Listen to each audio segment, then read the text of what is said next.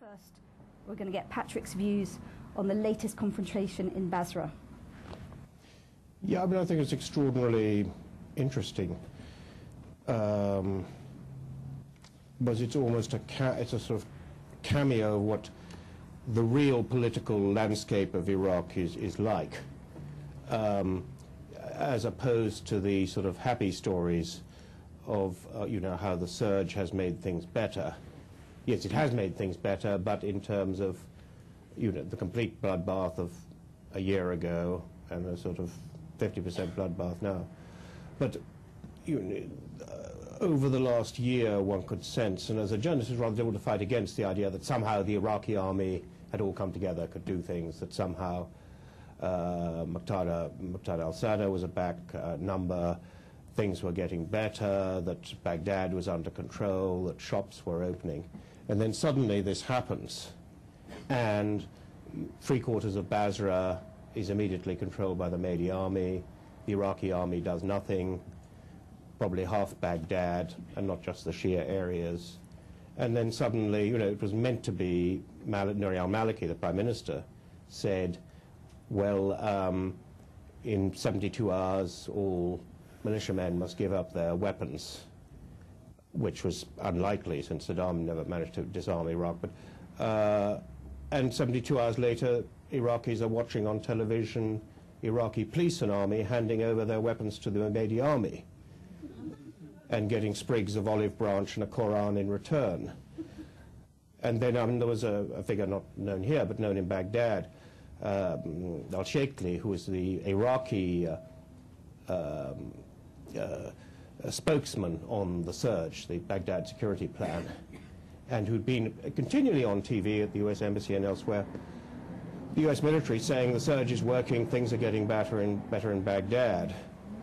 Well, last week, suddenly he was kidnapped, which isn't too surprising in Iraq, but what was slightly surprising was he was kidnapped by the Iraqi police commandos in full uniform with the, you know, the vehicles they use, monikers, they call them, you know, named for some reason after Monica Lewinsky, the police vehicles in Iraq. It's the belief that they somehow resemble her, but the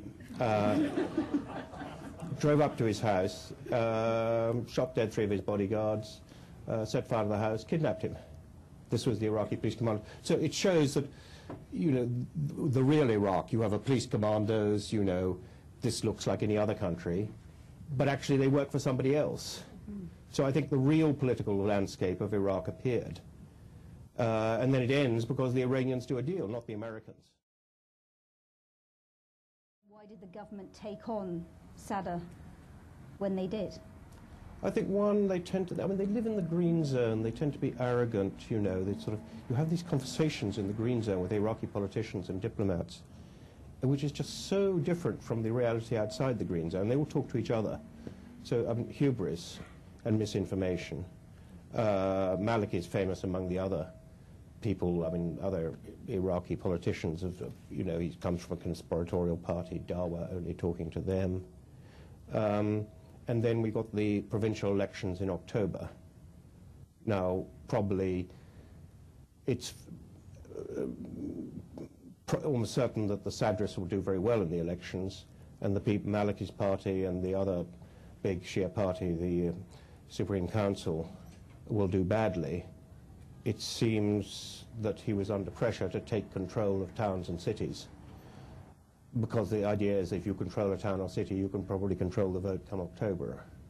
That's another good probable motive of why they did it now, I think. Muqtada Al-Sadr, the man, he's only 34 years old. What motivates him? What's his game plan for Iraq, and why has he been so successful? Well, he's always been against the occupation.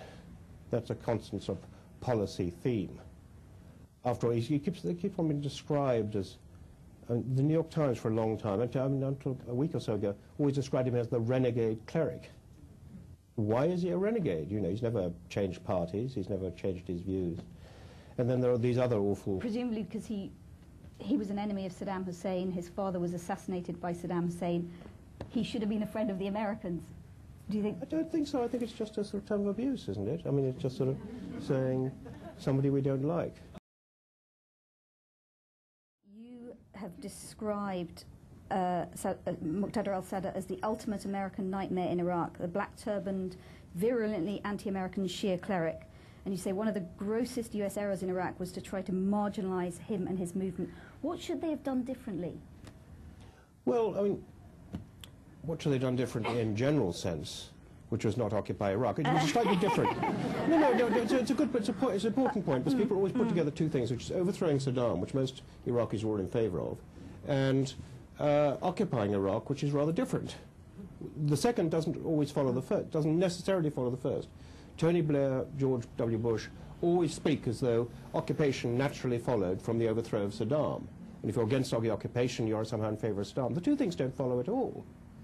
Most of the opposition leaders, people like the Barzanis and the others, in favor of getting rid of Saddam, much against the occupation.